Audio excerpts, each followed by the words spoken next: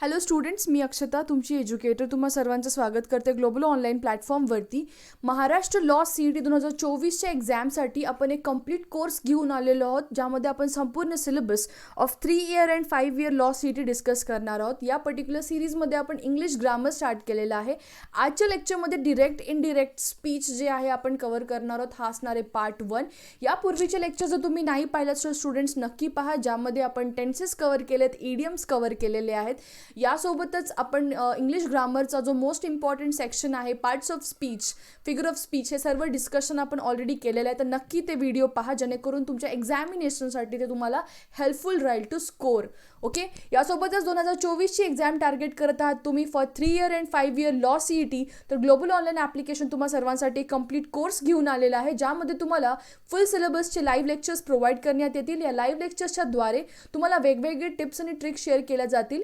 यांच्याद्वारे तुम्ही तुमचं प्रेपरेशन जे आहे त्याची अक्युरसी वाढू शकाल. स्टुडंट्स एक्झाममध्ये मॅक्सिमम स्कोर पण तुम्हाला करता येईल.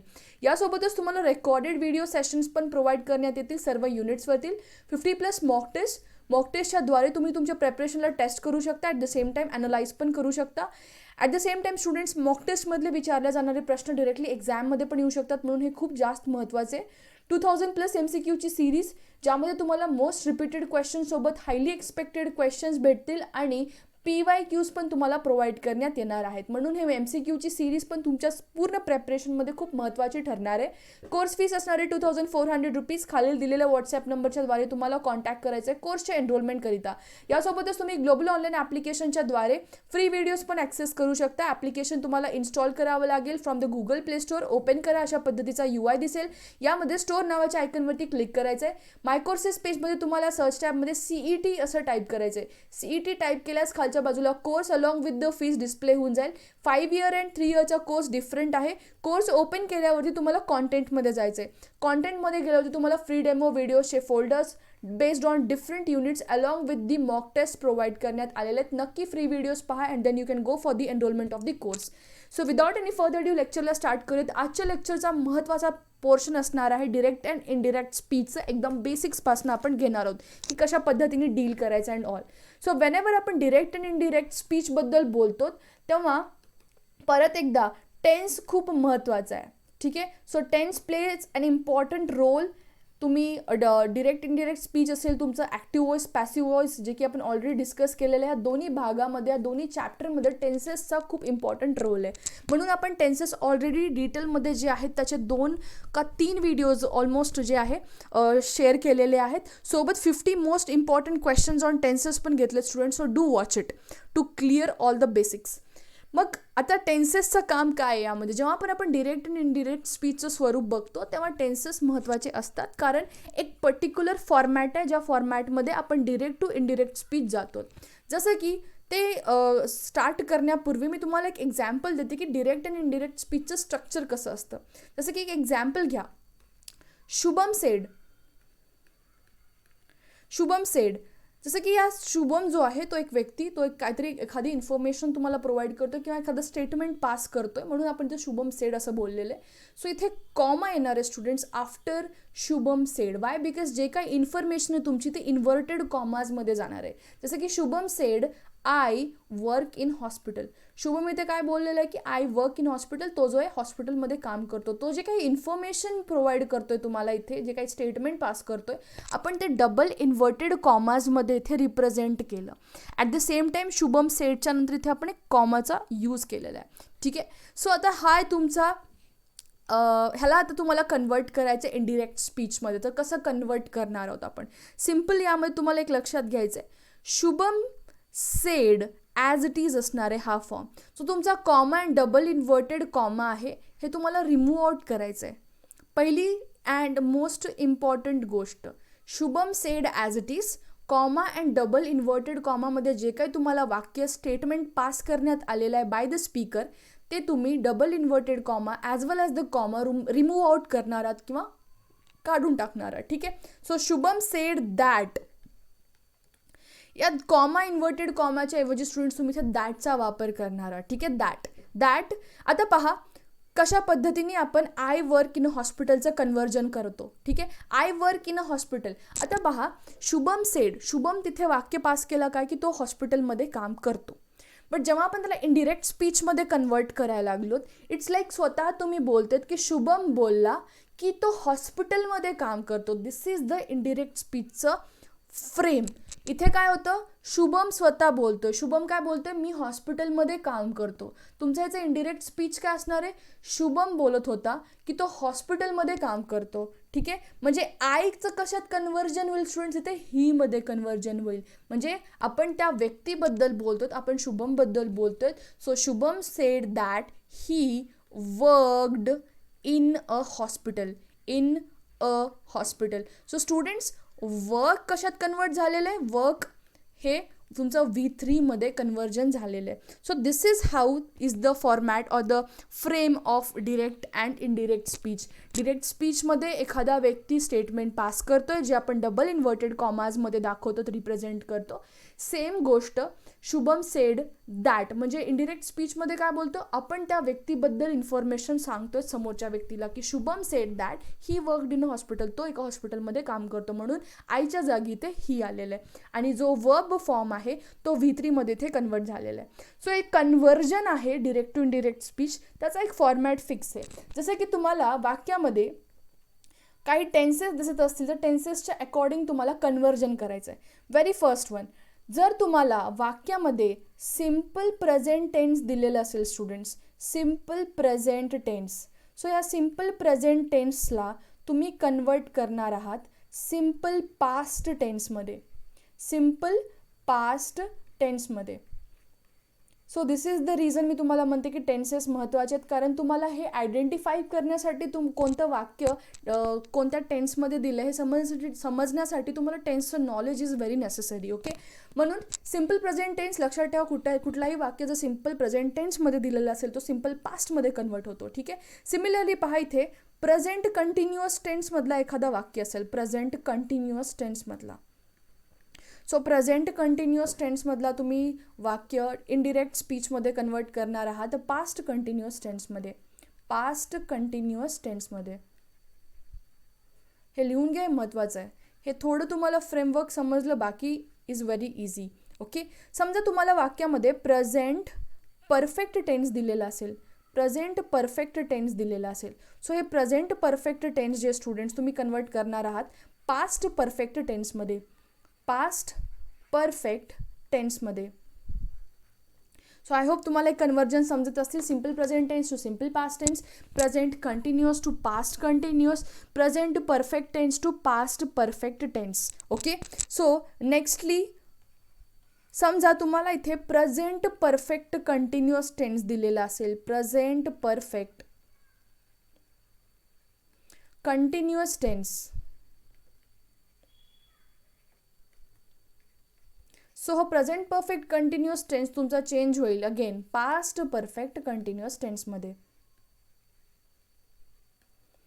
कंटिन्युअस टेन्समध्ये. ओके, सो हे झाले तुमचे प्रेझेंट टेन्सचे conversion. Simple present to simple past, present continuous to past continuous, present perfect to past perfect and present perfect continuous to past perfect continuous tense. Okay, so हे झाले convergence. समजा आता एखादा वाक्य तुम्हाला इथे नेक्स्ट सिम्पल पास्टमध्ये दिलं असेल तर तुम्ही काय करणार आहात. सिम्पल पास्टमधला वाक्य स्टुडंट्स, आता जसं की आपण पाहिलं सिम्पल प्रेझेंटला आपण सिम्पल पास्टमध्ये कन्वर्ट केलं, तर सिम्पल पास्ट का पास्टचं कन्वर्जन आपण सिम्पल फ्युचरमध्ये करणार आहोत का, नाही. सिम्पल पास्ट टेन्सचं आपण कन्वर्जन करणार आहोत पास्ट परफेक्ट टेन्समध्ये.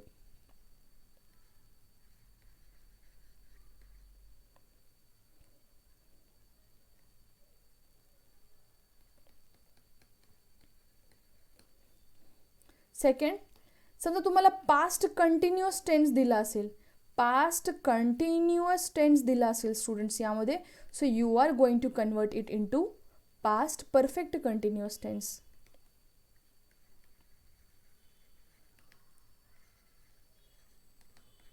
सिम्पल पास्ट दिला असेल, सिम्पल पास्ट टेन्स तर पास्ट परफेक्टमध्ये कन्वर्ट करा. पास्ट कंटिन्युअस टेन्स दिलेला असेल तर तुम्ही कन्वर्ट करणार पास्ट परफेक्ट कंटिन्युअस टेन्स. बाकी जर वाक्य तुम्हाला आता नेक्स्टली वाक्य जर पास्ट परफेक्टमध्ये दिलं असेल किंवा पास्ट परफेक्ट कंटिन्युअस टेन्समधलं वाक्य असेल.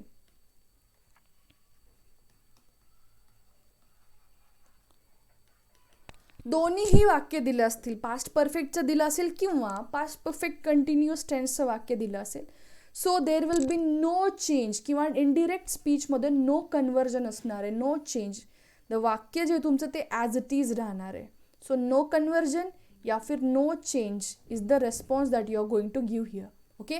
सो जर तुम्हाला क्वेश्चनमध्ये वाक्य पास्ट परफेक्टमधला दिलं असेल किंवा पास्ट परफेक्ट कंटिन्युअस टेन्समधला दिला असेल तर त्यात तुम्ही कुठल्याही पद्धतीचा चेंज करणार नाही आहात. ठीक आहे. So this was all about the simple past, past continuous, past perfect and past perfect continuous tense. So यानंतर आपण पाहूयात फ्युचर टेन्समध्ये काय करायचं. जेव्हा आपण फ्युचर टेन्सबद्दल बोलतो, example for example simple future टेन्सवालं तुम्ही कोणतंही एक्झाम्पल घ्या.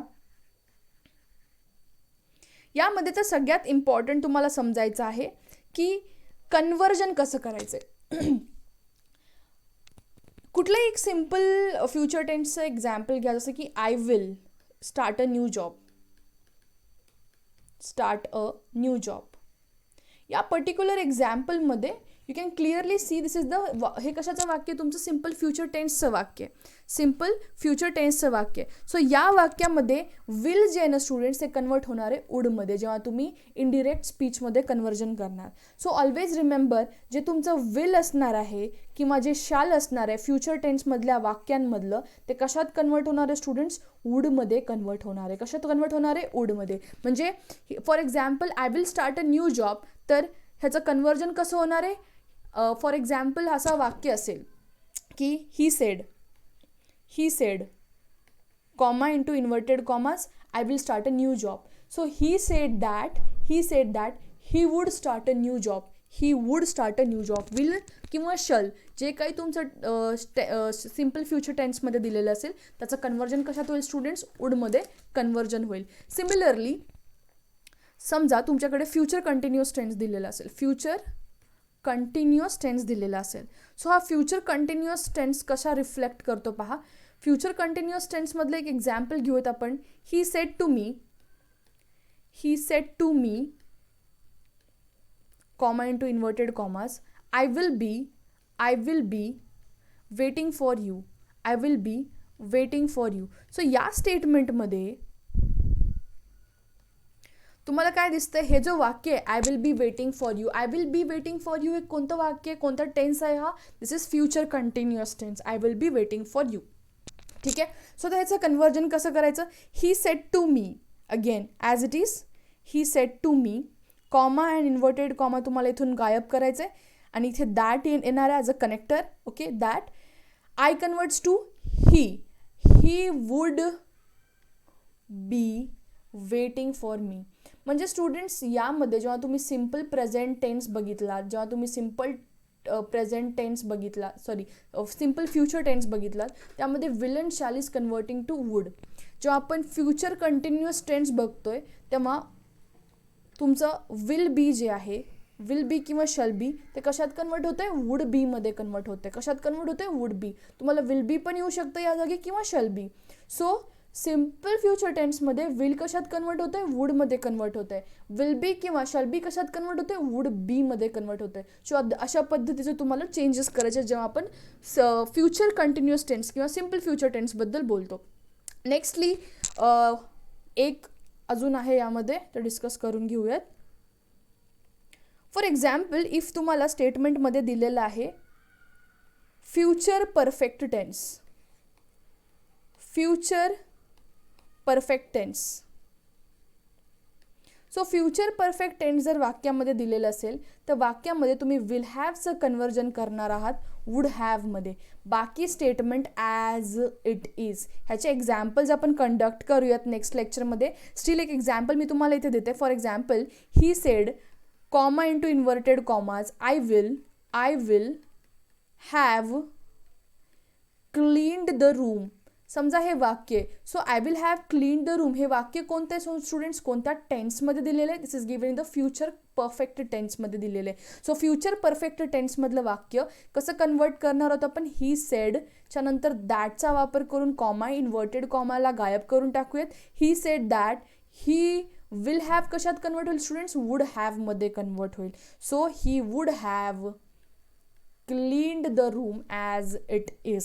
सो दिस इज हाऊ आपण व्हेरियस टेन्सेसचं इथे कन्वर्जन करतो. यामध्ये तुम्हाला परफेक्ट टेन्स झालं, फ्युचर परफेक्ट कंटिन्युअस टेन्सचं students again no conversion over there.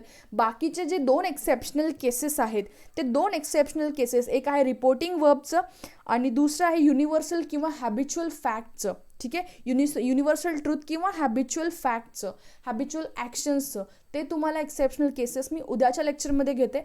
I hope तुम्हाला आत्तापर्यंत जे काही मी शिकवलं असेल ते प्रॉपरली समजलं असेल. एक्झाम्पल्स घेतल्याशिवाय हे नाही समजणार. फक्त मी तुम्हाला एक फ्रेमवर्क स्ट्रक्चर एक्सप्लेन केलेलं आहे. आय होप तुम्हाला हे थोडं बहुत तरी ॲटलीस्ट 60 to 80% तरी समजलं असेल. So this was end of the session students. Thank you for joining it. So part 2 लगेच तुमचा अपलोड होऊन जाईल. So do watch the part 2 as well. Thank you for joining. Have a great day everyone. Bye.